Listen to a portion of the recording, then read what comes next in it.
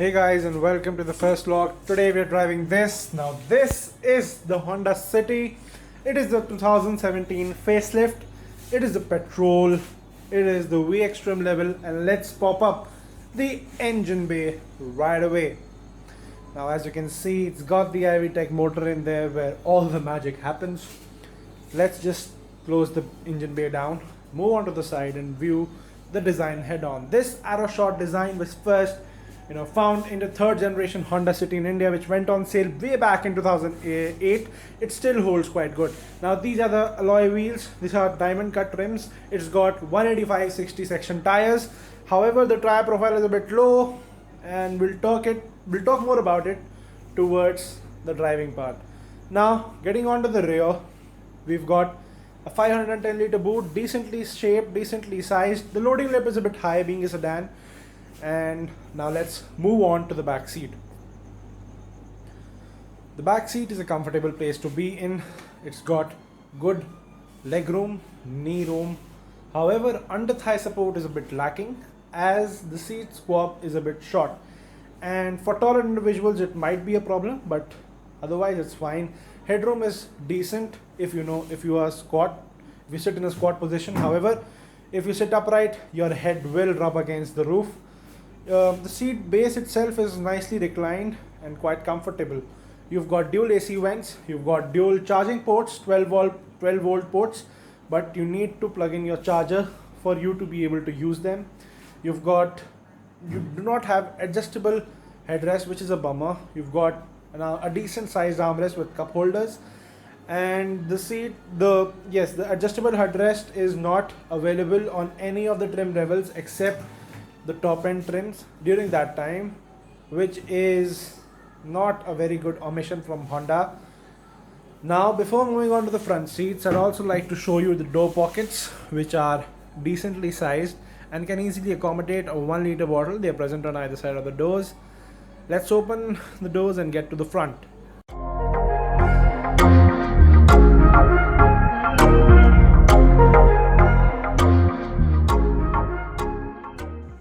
Now we are at the front, and let's start her up. Rose to life, and you've got telltale lights over there. The basic looking instrument cluster, not much by the way of features, but it was quite decent at the time it was launched.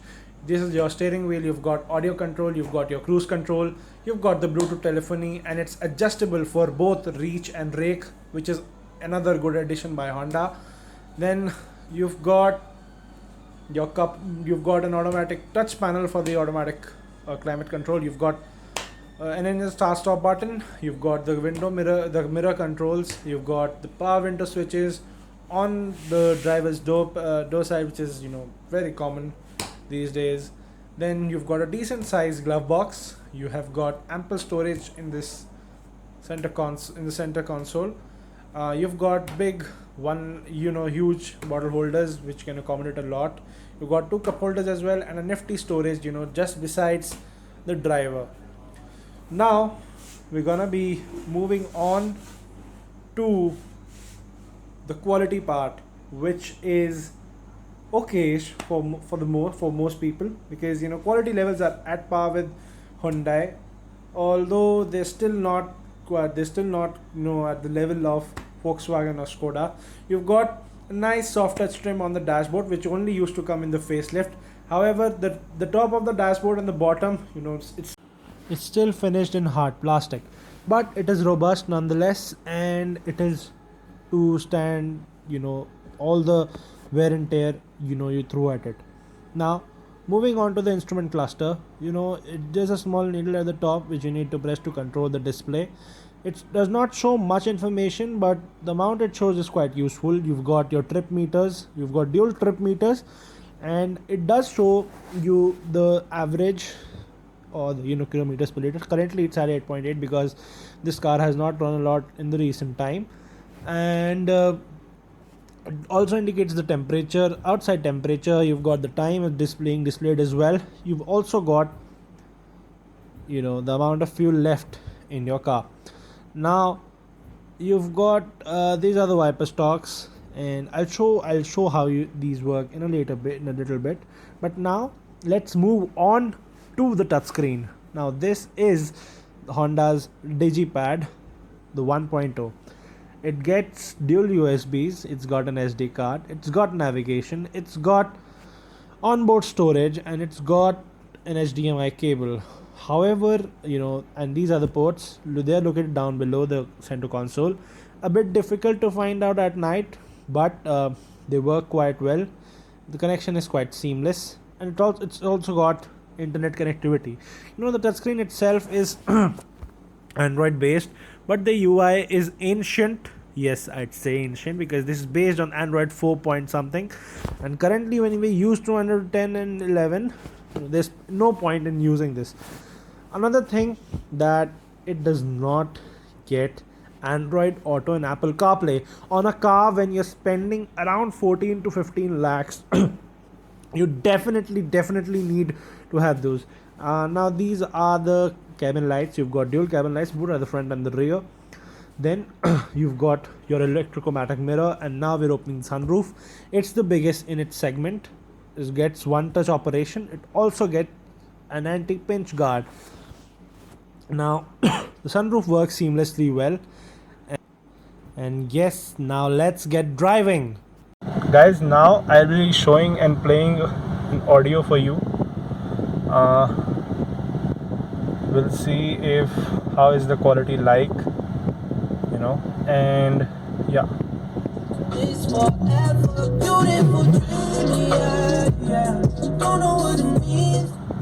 Audio quality is quite nice. Guys, one more thing, it has got LED lights up front. These were only available in the VX and ZX trims. 2 for low beam, 1 for high beam. This is the Honda grille, and finally let's get driving.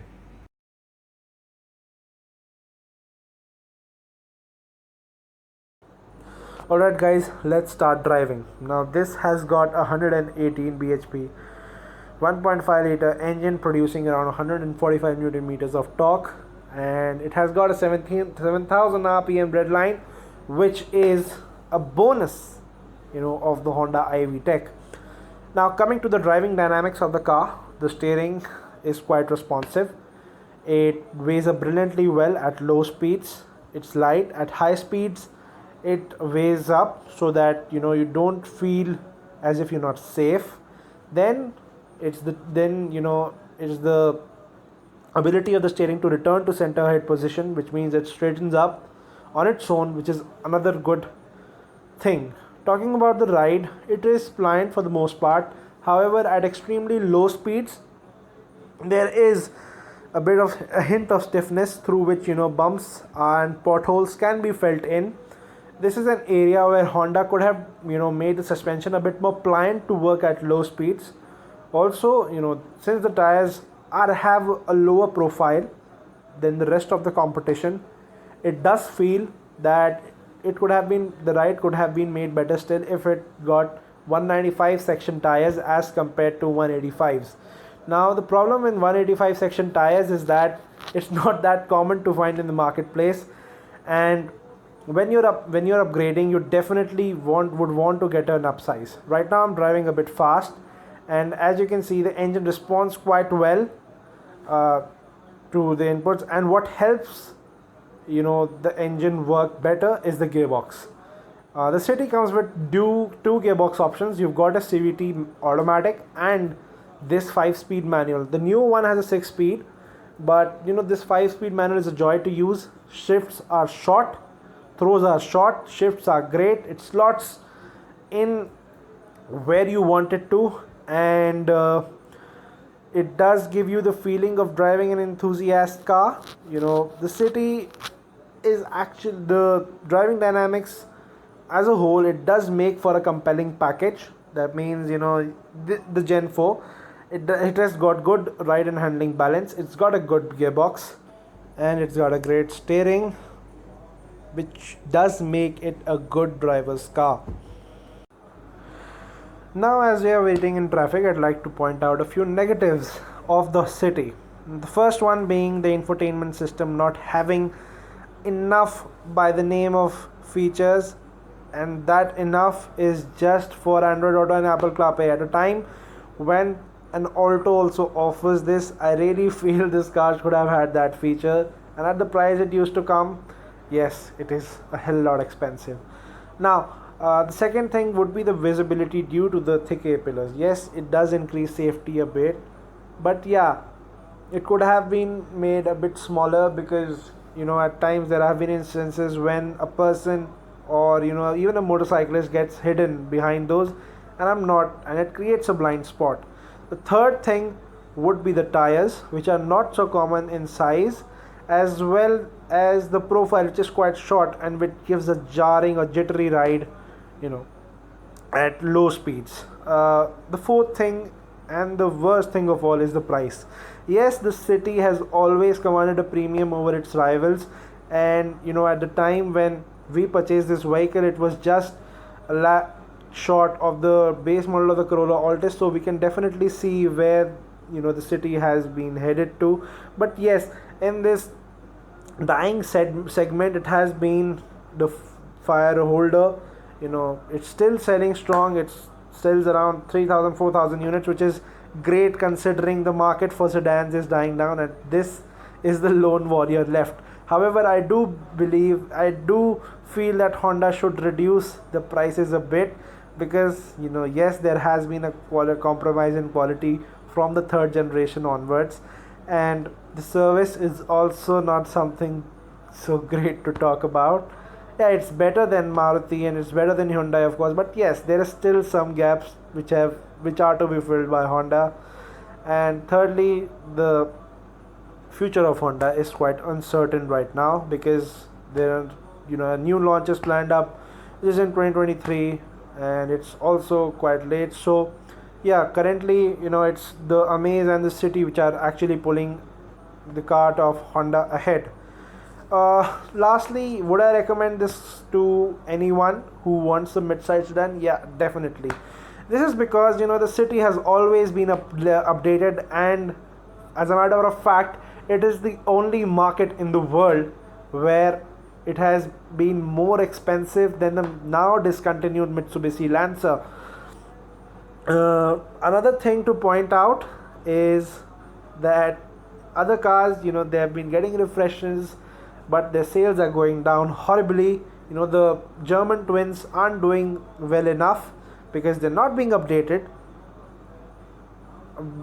through a new model. The Ciaz, it's still a Maruti at heart, and the Verna just can't compete with the City when it comes to petrol. Yeah, the diesel is a different ball game altogether. We'll talk about it in a later video. For now, it's a goodbye from me, and I'll just park the car and let's end the video here. I hope you like my first video, and please do let me know as to which cars do you want me to cover up in the near future. I hope to see you all soon. Till then, like the video, share it, and subscribe to Your Car Guy.